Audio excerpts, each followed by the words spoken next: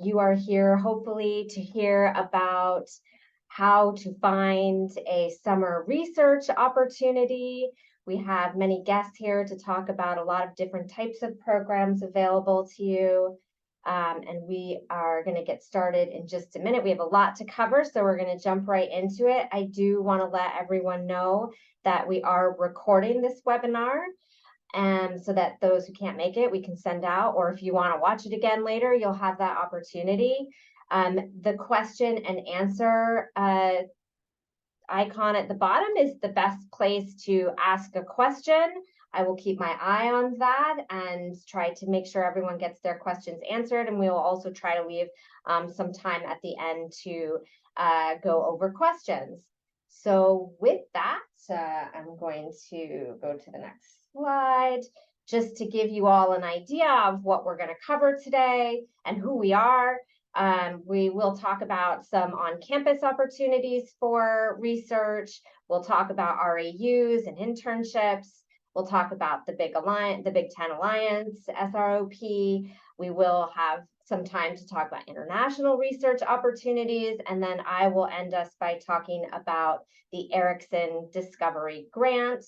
And I'm here with my colleagues. Each one of us will introduce ourselves right before our section. So with that, I'm going to go to the next slide. Oh, did I go too fast? And hand it over to Erin. All right. Hi, everyone. It's great to be here and tell you a little bit more about researching. And I'm going to be giving you just a little general overview about research and some of the research opportunities that are here for you and ways to start becoming engaged if you're thinking about working with a faculty member base at your Penn State campus. So just real quick about me, my background is I currently serve as the Director of Student Research in the College of Engineering. And my name's Erin Hostetler. My background is in higher education leadership, actually. My area of research is kind of geeking out over how students learn best and what things students can do to be a more effective student. And I've done a whole lot of work about what happens when a student does research. So here are some of the findings sort of like from my research, but these are also universally tried and true facts that you can find in different higher education articles about undergraduates who do research. But it's certainly true for all the students I get to work with here at Penn State. Students really, really value that they get to connect with a faculty mentor. We have so many great faculty across all of our campuses and colleges here at Penn State. Then you get to work with that faculty and their mentor will become, their network is your network. So they're a great reference for you. You also get to learn beyond the classroom, and I hear from employers, this is one of the things that they really value. They get to know that you have done your hands-on science or your hands-on research, your hands-on discipline work at a really meaningful connected touch point where you're applying fundamental principles of your discipline in a really cool way while you're problem solving and communicating too. And you also get to figure out what you like and what you don't like about the fields that you're currently exploring as an undergraduate student, figuring out future careers, future grad school paths, and you get to figure out the big issues in your field. So with that, I'm not sure if I can advance or if I need you to. But this is just a quick note of this is my visual of my favorite research quote ever, where the sound of discovery is not eureka, it's hum. So that's where the really cool discoveries always end up living. And you kind of see here the old scientific method if you're going to dust off your, brains from middle school years about what that scientific method of research was. But there's kind of a tried and true formula to research where you have an observation and you're going through a couple of hypotheses and experiments and creating some conclusions and then making this report, which turns into more work. But there's this misconception that eureka, you're going to have these great breakthroughs and the only people doing it are these senior level professionals who are very distinguished in their careers, very distinguished in their paths, and they're the ones who have all these big breakthroughs. But really, it's a whole team of people who are all working together, a whole team of scholars from undergrads to grad students, postdocs, and those faculty members who all kind of work together and collaborate.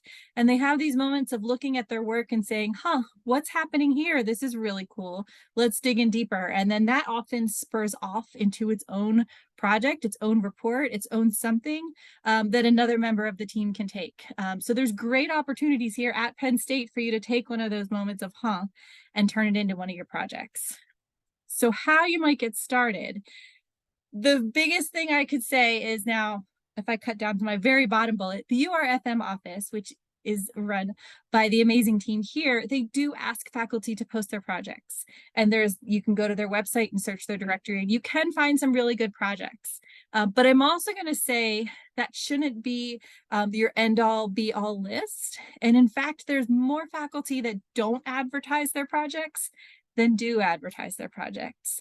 And what I have found, so I have an example here just from the College of Engineering directory. I usually say find your college, your campus, go to what discipline you're interested in and start looking through their directory, and you'll have their faculty research listed usually on their directory, as well as often links to their research pages. So you can start to see what faculty are working on. And the reason you kind of start there is you can start to figure out what you're really excited about, and then figuring out who's working in some of those areas too.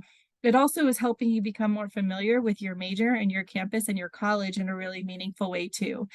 I've heard from faculty that they're often looking for undergrads. They would love to have undergrads join their team. They would love to start connecting with more students. However, they really want students who are excited about the types of projects they're doing.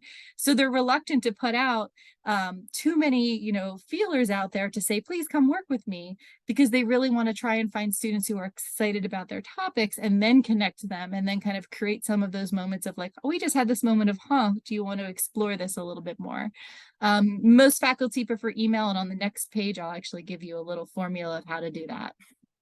So when you're ready to find your faculty, first of all, there's lots of ways and lots of people and helpers who can help you start to figure out who's working on what and how you can best connect with some of those people here at Penn State. So it might be your advisor. It might be someone who has research in their title in a staff role like myself. And there's the URFM team. There's lots of helpers who can help you get connected to some of these next steps. But the first step for you should be to do your homework to figure out what topics maybe become most interesting to you, and who's working in some of those areas. So this is going to look different depending on the college and campus that you're at. Even when I look, so I'm from engineering, when I tell students to do this, there's no straight naming convention, even within my college, of how to go to a website and find the information about how they're organizing the research of your department.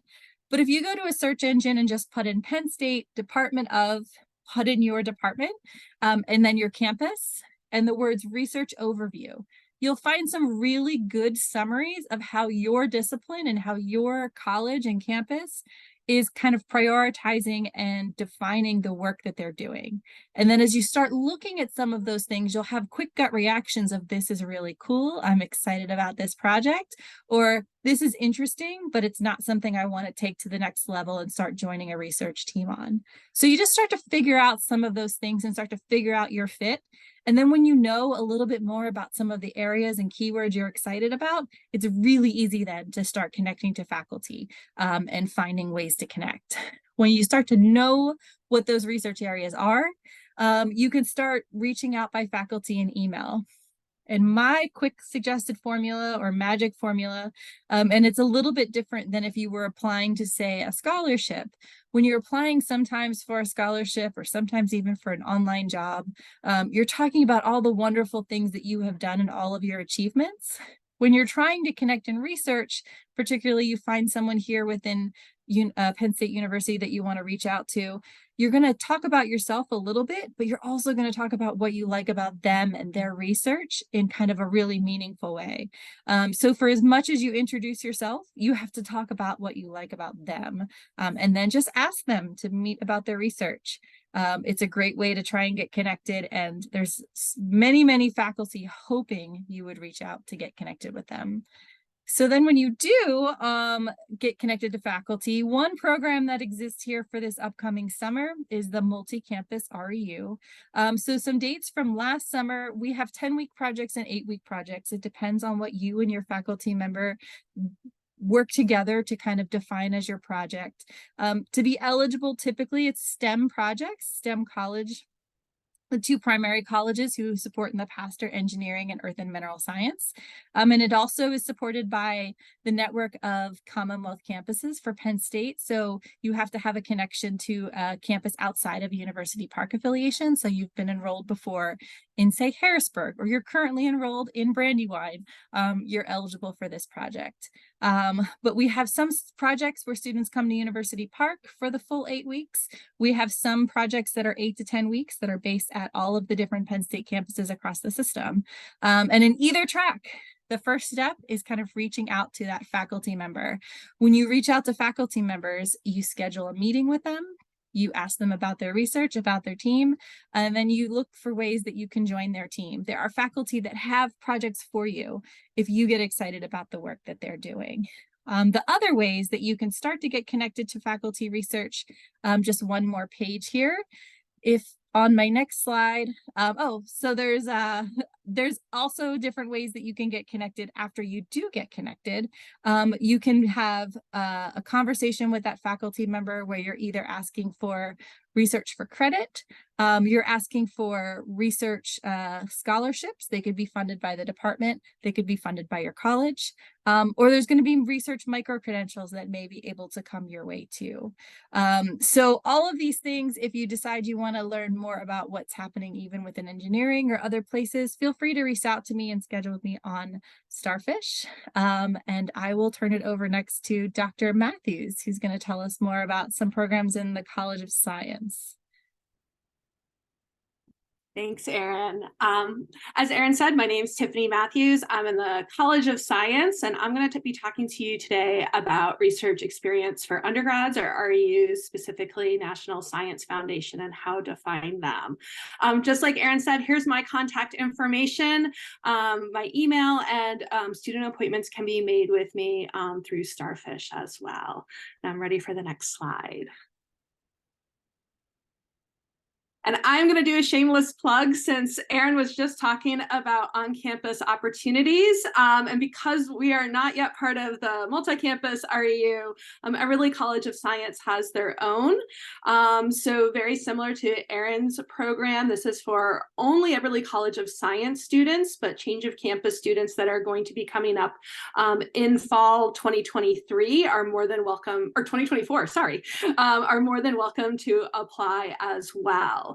And I can give more details if you want to know. Those applications, like Erin's, will be opening here in December, and we close around February. But it's an opportunity to stay here at Penn State, do research with a faculty member, get paid, and have some professional development programming. Next slide, please. So what is summer research? I think the great thing about summer research, just adding on to what Erin said and all the great things that you can do while you're here at Penn State, is now you're going to get into a different environment. And because you're not taking classes, we typically ask you not to have other things going on. I know that NSF is particular about that, but some of the Penn State programs have a little bit more flexibility, but an opportunity to be like an internship, working hands-on full-time 40 hours a week, anywhere between 8 to 10 weeks. When we talk about a National Science Foundation REU, that means you're getting a stipend.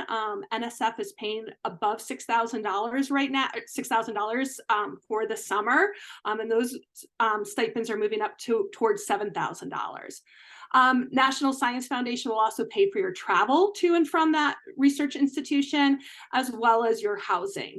Some programs will call themselves REUs and not be affiliated with NSF, and so some of these things will be similar, some of them will be a little bit different, so it's always worth asking. I think the best thing is, if you are considering, especially graduate school, this is a great way to check out that particular university, work with a faculty member there. Even if you're not considering grad school, if you're on the fence or you're not even sure about this thing called grad school, this is a great opportunity to get that research experience. It's also a great time to go outside your area. So reason I'm talking about NSF REUs is typically run one in the chemistry department here.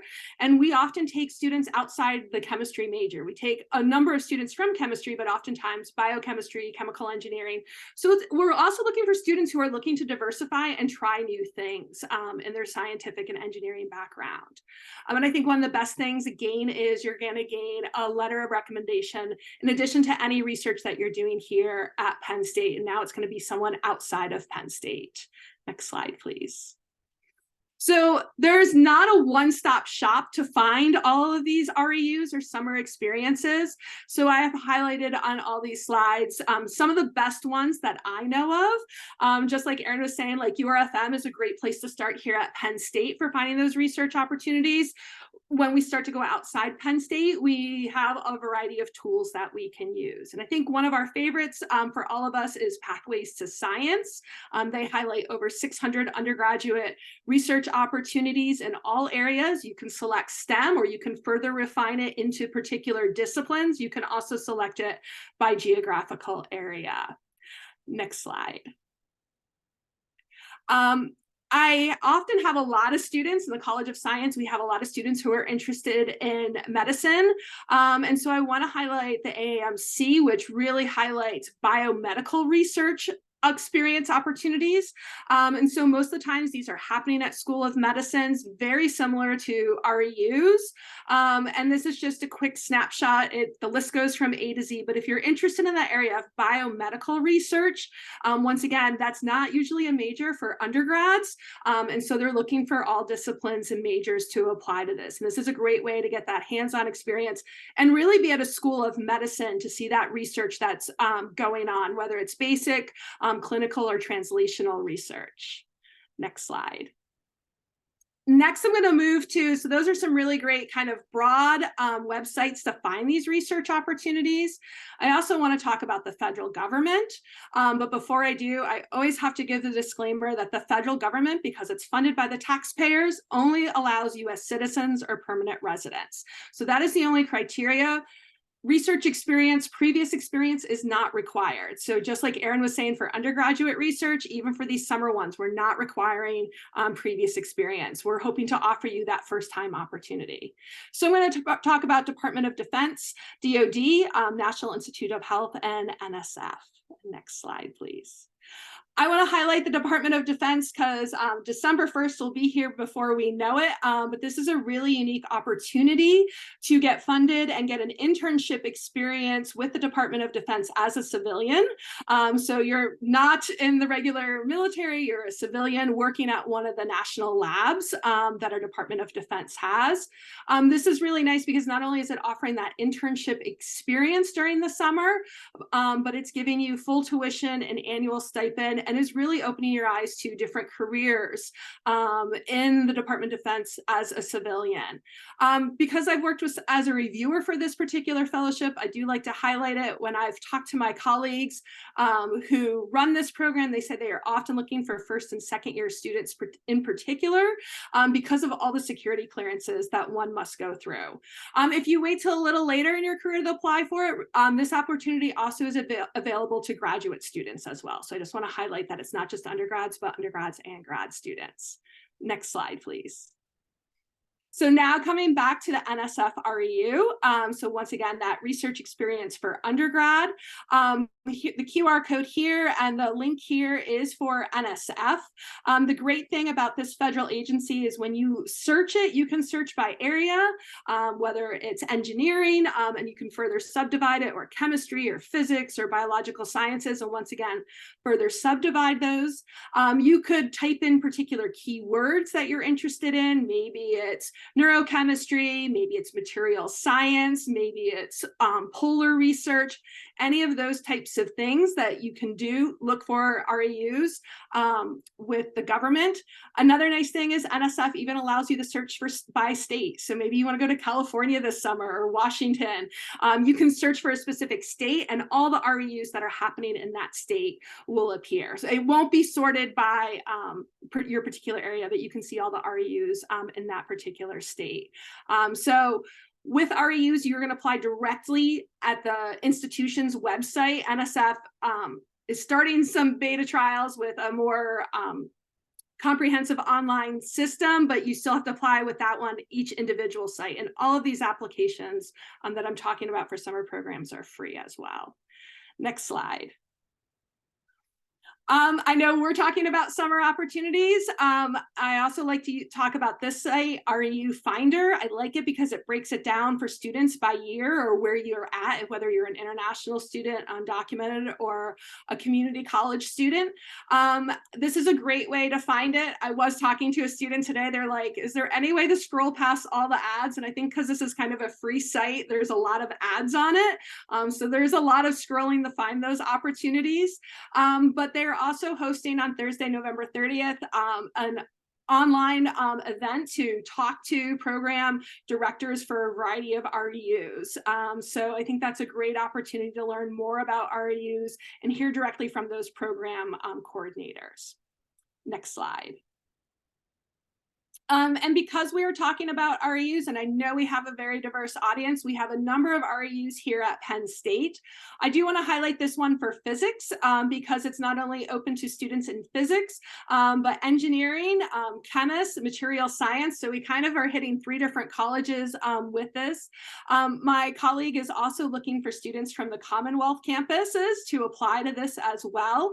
And you can see the starting salary for this particular one is going to be $7,000. The only thing for Penn State students, I believe she doesn't cover housing for that, but it might depend if you're a change of campus student. But lots of opportunities here. So want to highlight that there's an REU program here at Penn State that does accept Penn State students. Most of the times you're applying as an external candidate for an REU. Next slide. And then the final one I want to highlight for the federal government is the National Institutes of Health, where you get to work at the premier biomedical facility here in the country, down in the DC area. And so I really like to highlight this because that's kind of bringing you outside of academia, but NIH is very similar to an academic labs and things like that. And they have a number of research opportunities, also have a number of webinars. I also like to highlight this for students who are thinking of taking a gap or growth year because they have great post-bac programs for 1 to 3 years. And I know that's beyond our what we're talking about, but I always like to kind of throw that little nugget in there for students. And I think that's it for me. All right. Hey, everybody. I'm Dr. Aaron Mangley Daniels. I'm Director of Graduate Equity Programs in the Office of Diversity Inclusion at Penn State. Just here to spotlight one program amongst the Big 10 Academic Alliance, including us, the Summer Research Opportunities Program. This is very similar to the REU programs that Dr. Matthews just discussed, just a bit of a different infrastructure and funding sources. But like many REUs, you are matched with faculty research mentors across programs in the graduate school. And especially at Penn State, this program also includes professional development workshops, writing seminars. You can go on field trips to explore various things, and also social field trips. You see the one on the right, that's a little activity that was done at Shavers Creek for community building. But what's nice about this program too is that it is a centralized application. So basically in that one application, you don't have to apply to multiple individual institutions. In that application, you can upload your transcript, put in your statements, and the main difference is that for each institution that you want to apply to, you just have a separate statement of why you intend to do research at that institution. What's nice about the SROP program is that not only do you have a symposium at the end of the program itself, but SROP also has a national conference where people from SROPs all around the nation get together and also present their research. So that's 2 great things that you can add to your resume or CV. The applications for the SRP program are open right now. So they opened in November 1st and they close on February 10th. And for the application, you have to basically talk about your research experience or intention for research experience, your interests, and how you communicate your research, and also your career goals and your specific interests in institutions. And you also need 2 letters of recommendation. The QR code just points to the SROP website, but if you want to know more about it, I can provide my contact information after this, but feel free to reach out to me or Dr. Stephanie Preston in the graduate school. All right, so we've talked a little bit about some domestic opportunities to do research, but now we're going to shift gears a little bit and talk about opportunities to do research abroad as well. So my name is Chris Nishalke. I'm one of the Education Abroad Advisors at Penn State Global. I am based at the University Park campus, but we serve students from all Penn State campuses, including World Campus. Next slide, please. So what is education abroad? Well, we refer to education abroad as any opportunity to earn academic credit while exposing yourself to a new culture and to new adventures. So we have over 300 programs to pick from in more than 50 countries. I'm not going to focus on all of those today. We'll just focus on 2 of them that are particular to hands-on research opportunities. But please know that we have a variety of programs available, everything from classroom-based academic programs to research programs, internships abroad, cultural immersion activities, things like that. Next slide, please. So let's talk a little bit about why you might want to intern or do research abroad. So how many of you have international students in your classes, in your clubs, maybe on your residence hall floor? How many of you maybe have friends who come from maybe a different family background or different walk of life from you? Well, just like your classes and your activities, research and industry have become globalized as never before. So that makes the ability to work with international perspectives and have international outlooks key in today's job market. It also provides opportunities to practice negotiating diverse cultures, both within US research institutions like Penn State, as well as institutions overseas. And as Erin mentioned earlier, researching is a great way to gain many networking opportunities with both your classmates, with your fellow research interns, with your supervisors and colleagues. And taking that on an international scale can be even more beneficial in the future as well. Next slide. So the first summer research abroad program that we'll talk about is the Arcadia STEM Summer Research Program. And this program varies in duration from 6 to 8 weeks, depending on the location that you choose. And you have the opportunity to complete 6 academic credits of research at one of the universities listed on the screen in the UK, in Ireland, and Spain. There are also several locations like University of Aberdeen in Scotland and University of Queensland in Australia that are temporarily suspended, but they hope to bring those back for a future summer as well. Next slide. So in this program, students apply both on the Penn State Education Abroad website, which I'll talk about a little bit later, and to the partner. The instructions for that application are provided within the Penn State application. And for this program, students apply to 3 specific ongoing research projects that are already in existence. And the GPA requirement is a minimum 3.0, but it does vary slightly from location to location. Some locations can go up to 3.3. It is required to have some sort of lab experience before applying for this program, and you need to be in good academic standing at Penn State. And the STEM Summer Research Program with Arcadia offers 38 different fields to do research in. So I can't cover all of them today, but some of the more unique ones, atmospheric science, food science, but then we also have many different areas of biology, many different engineering majors, physics, psychology, and related fields as well. And this is an opportunity to complete at least 240 hours of hands-on lab-based research under the supervision of a research mentor at your host university. And in addition to this research experience, the Arcadia staff who are on site and supporting you throughout the program offer a variety of cultural excursions, extracurricular and co-curricular activities to allow you to get to experience more of the culture and the region that you are studying in. Next slide. The other featured STEM research program for summer 2024 is a new program. It's Brno Masaryk University Research Lab in the Czech Republic. And like the Arcadia STEM Summer Research Program, students on the Masaryk University program apply to specific ongoing research projects that are already in progress. So Masaryk University is the second largest university in the Czech Republic. They have a lot of different fields available, but they feature chemistry, biochemistry and pharmacology, molecular and cellular biology as some of their areas of interest. For this program, you do need to have a minimum GPA of at least 2.75.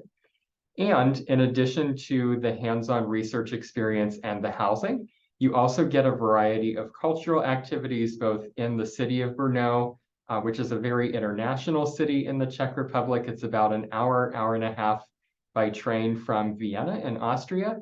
And as part of the program, they also provide several excursions to major Central European cities like Prague, Vienna, and Budapest. So you really get to see a lot more of Central European culture as well. Previous lab experience is an asset, but it's not necessarily required depending on the project. And for both of the programs, the summer 2024 application deadline will be January 24th. Next slide. So tips for successful applications.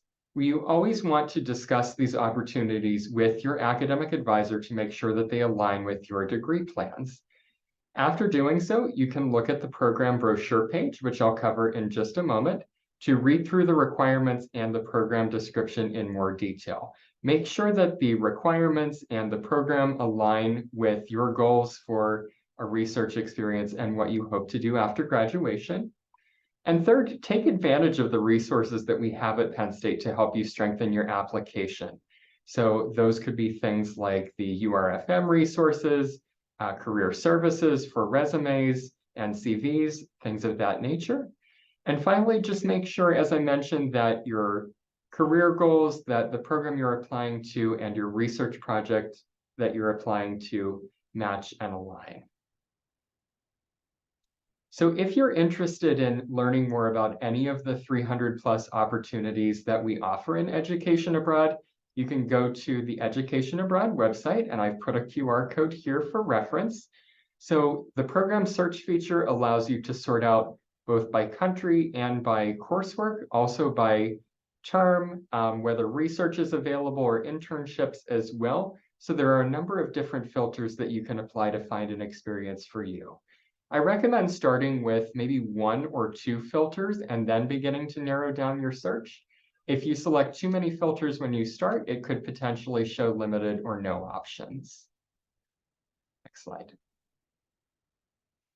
Now, all of the programs that I just mentioned abroad are fee-paying programs. So I know that in some spaces, maybe students or faculty members may say not to take an unpaid opportunity. But unfortunately, with programs through the Education Abroad Office and international opportunities in general, it becomes much more difficult to find paid opportunities. On these programs, students pay typically the Penn State tuition associated with the relevant number of credits for the program. One thing to note is that out-of-state students pay in-state tuition on summer programs. There is also sometimes an applicable Education Abroad program fee to cover any additional costs, as well as a small Education Abroad administrative fee. It's $150 for summer programs to help to defray our administrative expenses. We do also feature on every program brochure page, there is a budget sheet front and center. So you can take a look to find the exact cost of any program that you're interested in. Along with the budget sheets, we also offer quite a few funding opportunities as well. So in many cases, it is possible to use certain elements of your federal or state student aid package to assist in paying for education abroad. For specific information about your particular situation and program, we'd recommend contacting the Office of Student Aid directly for more information. And finally, we also provide a number of opportunities for grants and scholarships. So one example of that, if you are a Pell Grant recipient, you automatically receive $1,000 towards any education abroad program that we offer. Doesn't matter if it's a shorter summer program, a full-length summer program, semester, or academic year, $1,000 automatically for Pell Grant recipients. If you apply for the Gilman Scholarship, which is a national scholarship program, even if you don't receive the Gilman Scholarship, if you just apply for it, we give you an extra $500 in scholarship funding automatically as well. So you can have potentially up to $1,500 in guaranteed funding. And the URFM office would be happy to help with Gilman Scholarship applications as well. In addition to that, we have a number of scholarships, grants, funding opportunities on our costs and funding page of our website. So if you scan the QR code on this slide here, that will take you to the costs and funding section. And we're always happy to talk through, as education abroad advisors, those opportunities in more detail. Next slide. So finally, I invite you to stay connected with Education Abroad. If you have any questions, you can certainly email me directly if you're interested in one of the Arcadia STEM Summer Research or Masaryk University programs. If you're not sure who to contact, or if you're interested just more broadly in these opportunities, you can also email educationabroad@psu.edu. All of the Education Abroad advisors have appointments available in Starfish, and you can also follow our Instagram at PSU Abroad. We post a lot of different student spotlights and activities and announcements there as well. And I will turn it over to Tinika. Thank you. So I'm Tinika LeBrun, and I'm the director of the URFM. I think that office has been mentioned several times. For anybody who doesn't know what URFM is, it's the Office of Undergraduate Research and Fellowship Mentoring. So our job is to help our students connect with the research opportunities, a lot of which we just heard about today. There are lots more as well, and to help make competitive applications to fellowship opportunities. So that's what we do. I've noticed that the questions are really quiet right now, so there was a lot of information thrown at you, but if you have a question, do feel free to throw it into the question tab, and we'll make sure that we answer it before we say goodbye at the end. I'm going to cover the Erickson Discovery Grant so that you have a little bit of information about that. Let me forward the slide.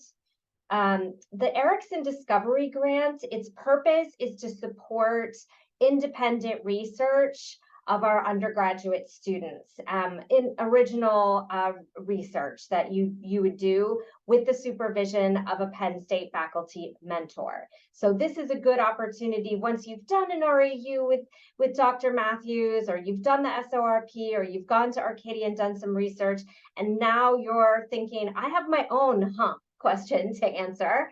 And I would like to dig in and try to do some research on my own. You can apply for the Erickson Discovery Grant to do it. It is a summer grant where you will get around $3,500 to cover your expenses that you would, living expenses, books, supplies, that kind of thing, project costs.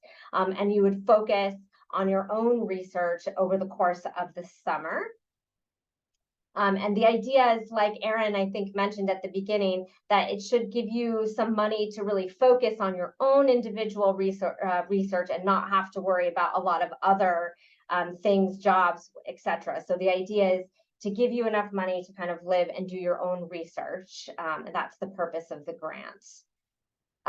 Who's eligible? Well, all undergraduate students, all campuses, all fields of study are eligible. You just have to be a full-time student for at least one semester following the summer that you're going to do your work. And you must have support of a Penn State research mentor who's available over the summer and can help you consult throughout the project and help you make sure that it gets completed. And these, as I mentioned in the beginning, the Erickson Discovery Grant is for student-initiated research projects. So it can't be that you're working in a lab of a faculty member and you're doing their research and you want to continue that research. It's actually for your idea or your research question. Now, that research question could be related. Maybe you were working in a lab and a question came up related to the research that was happening, and you want to do your own independent research on that question. That's totally fine, but it must be student initiated. It can't be a faculty member's research. The application is open for the Erickson. It opened October 30th. You can apply off of our website. You apply through this system called InfoReady, which you can see here how it works. Again, on our website is the link to that.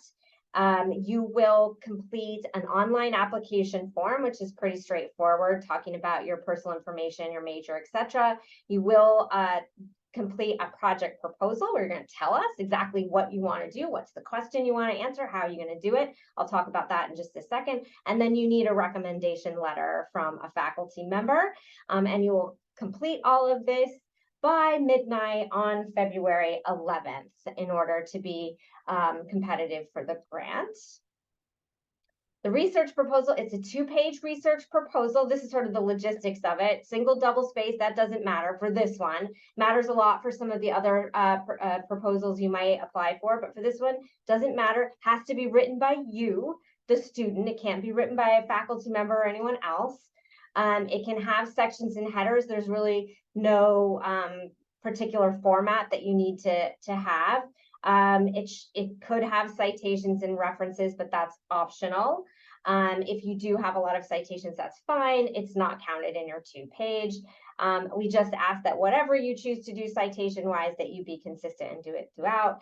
And then you will also include the name and contact of the faculty research supervisor. That's the person I talked about who's going to be there over the summer, sort of overseeing your work. It's your research, but you do need a mentor to kind of work through it. At some point, they will be contacted and ask for a letter of support. So what do you need to write in the research proposal? I'm going to put all of these out here. You need to talk about what is the question or goal or the hump that you are unsure of. What is the topic that you want to find out? And how is it relevant to your discipline or field?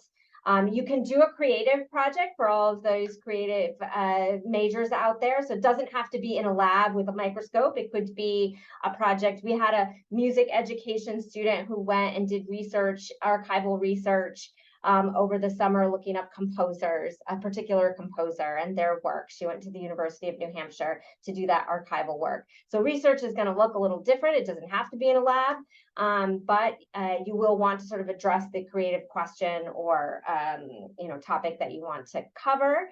You'll have to talk about the methods or the process. How are you going to answer these questions? What is the progress that you'll make throughout the summer? You'll talk about the faculty member that's going to supervise you on this project and how they'll contribute. It should be student-led. It should be your independent work, but you will have the help of this faculty mentor. So you'll want to talk about that relationship. And then you'll want to talk about why the project is of interest to you. So where is this leading you? How does this help you address your career path, your goals, your future? And then what preparation have you had for it? So if you need a specific type of training in a lab, or you need to know how to do a literary review or archival work, you'll need to talk about the courses or things you've done to prepare yourself for that project to show that you're ready to do the project that you're proposing. You want to make sure that your proposal is clear about what you want to do, how you're going to do it, and the preparation that you've done in order to make yourself ready for this project. Here's how all the proposals will be evaluated: the scholarly nature. So what is this adding? What question is it answering in your field? What question are you pushing forward? Student engagement. Is this really heavily related to a faculty research, or is it really your question and idea? It's really meant to be for you to do your own research. So successful proposals will have make sure that you're really involved in the research that you're doing. We want to have good faculty collaborations. You want to have a good mentor who's there by your side to help you through the project. And then, of course, the recommendation that you submit is part of the evaluation.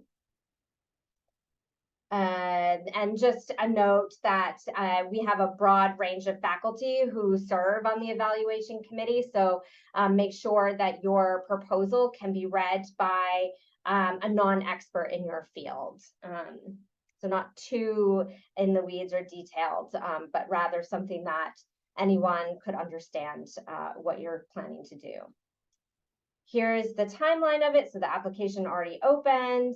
The deadline to apply and submit everything is in February. In early March, you'll find out. I think March 11th is the date I am having in my head. You'll find out if you've gotten the funds, and then funds are distributed to students in June. There's lots of resources to help you come up with your research projects and to help with your proposal. The library is a great place to start and see sort of what guides, links. They have a lot of webinars and things like that. If you feel you need preparation for your project, definitely check out their resources. Our team is here if you need us. You can make appointments with us through Starfish. If you want to talk about your project or have someone look over your proposal. Your instructors, if you want to do a project but aren't sure where to start, you've got faculty you're taking courses with. Go to their office hours, go chat with them, go chat with Dr. Matthews, who's here, go chat with Erin about, how, the questions that you have and how you might do it. You have a lot of resources, so use them. And then back to what Erin said at the beginning, if you still, you're not finding the right person or your area, you don't know anyone yet, use the websites and the faculty pages to look up who's doing work in your area, who's connected, who's doing research that's similar, that you might be able to ask for help or, as a mentor for your project. And then this is our office, URFM. The scan there is to sign up for our newsletter. We send a newsletter out every month that will, have lots of opportunities and tell you deadlines and things like that. Let you know how you can connect with our office. You can see our staff here. We're all on Starfish too. So if you want to sit down and make an appointment with one of us, we're happy to chat through any of the opportunities or connect you with the right person. If you're just thinking, I don't even know how to get started, this was all very overwhelming, but I know I want to do it. Feel free to go into Starfish and make an appointment with one of us, and we can sit down and chat about your goals and what programs might be good for you. And with that, I will end it, our sort of presentation section. But if there are any questions, please just feel free to put it in the question answer, and we will be happy to answer them.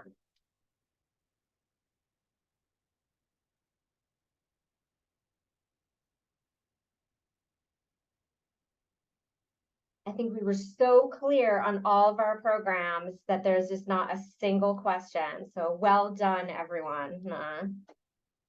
Well, I can hang out here a little bit just to make sure if anyone wants to hang around and has a question.